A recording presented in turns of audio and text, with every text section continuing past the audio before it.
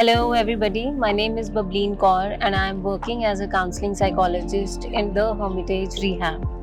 जैसे कि आप सब जानते हैं, हमारी ओवरऑल हेल्थ में एक हमारी फिजिकल हेल्थ होती है और एक हमारी मेंटल हेल्थ होती है। जब भी हम फिजिकल हेल्थ की बात करते हैं तो हम बिल्कुल हिचकिचाते नहीं हैं, हम खुल के उसके बारे में बात करते हैं। पर जब भी बात मेंटल हेल्थ की आती है, चाहे वो एडिक्शन हो, चाहे वो डिप्रेशन हो, एंजाइटी हो या फिर कोई ऐसे मेंटल हेल्थ इश्यूज हो, हम हमेशा चुप कर जाते हैं। ऐसे ही एक मेंटल हेल्थ इशू को वर्ल्ड हेल्थ ऑर्गेनाइजेशन की तरफ से सितंबर में एक पूरा हफ्ता डेडिकेट किया जाता है और वो इशू है सुसाइड प्रिवेंशन। सुसाइड का नाम सुनते ही हम सबको डर लगने लग जाता है। हम कभी भी नहीं चाहते कि हमें या जिन लोगों से हम प्यार करते हैं उनके दिमाग में कभी भी ऐसा कोई ख्याल आए। पर क्या आप जानते हैं जो लोग सुसाइड के बारे में सोचते हैं वो ऐसा क्यों सोचते हैं? वो इसलिए क्योंकि वो कुछ मेंटल हेल्थ कंडीशन से बहुत समय से जूझ रहे होते हैं, जिन मेंटल हेल्थ कंडीशन में उनको ये लगता है कि जो भी उनकी लाइफ में प्रॉब्लम है उसका सोल्यूशन सिर्फ और सिर्फ सुसाइड है। चाहे वो प्रॉब्लम किसी ब्रेकअप की हो या फाइनेंशियल लॉस हो, कोई हेल्थ के इश्यूज हो या रिश्तों में कोई परेशानी हो, उस इंसान को ऐसे लगने लग जाता है कि मेरी जिंदगी और मेरे आसपास वाले लोगों की जिंदगी को आसान करने का सिर्फ एक ही रास्ता है और वो है सुसाइड। हम अक्सर सोचते हैं कि जो लोग सुसाइड कमिट करते हैं वो शायद हमेशा उदास, मायूस, रोते हुए या नेगेटिव नजरिया रखते हुए नजर आएंगे।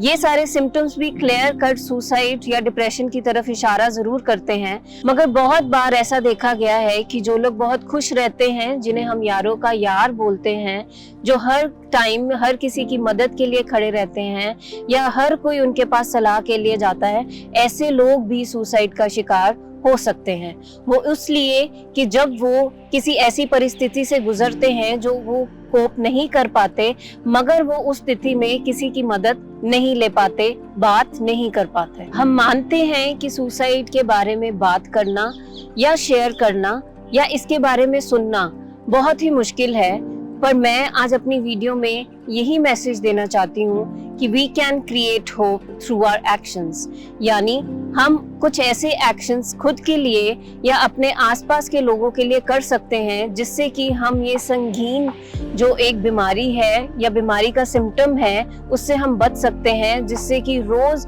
हमारे देश में कई जाने जाती हैं। सो अगर आपको कभी ऐसे ख्याल आते हैं या आपके किसी करीबी इंसान को कभी वो आपसे ऐसी बात शेयर करता है कि उसे ऐसे विचार आ रहे हैं, सो उसे प्लीज प्रोफेशनल हेल्प लेने के लिए इनकरेज करें। दूसरा, अगर आपको कभी किसी इंसान में कुछ ऐसे सिम्टम्स नजर आ रहे हैं जिससे आपको ये शक रहता है कि वो शायद सुसाइड ना कमिट कर ले, तो आप उसके स्पष्ट रूप से उससे पूछ सकते हैं कि वाकई में क्या वो ठीक है, उसको कोई मूड के इश्यूज तो नहीं आ रहे या उसके मन में कोई ऐसे अपने आप को नुकसान करने के विचार तो नहीं आ रहे, क्योंकि एक स्पष्ट वार्तालाप एक सुसाइड से बचा सकती है। अगर कोई आपका लव्ड वन सुसाइड के लिए काउंसलिंग या मेडिकेशन ले रहा है, सो आप उसकी टेक केयर करते हुए उसके आसपास से वो चीजें उसके एनवायरनमेंट से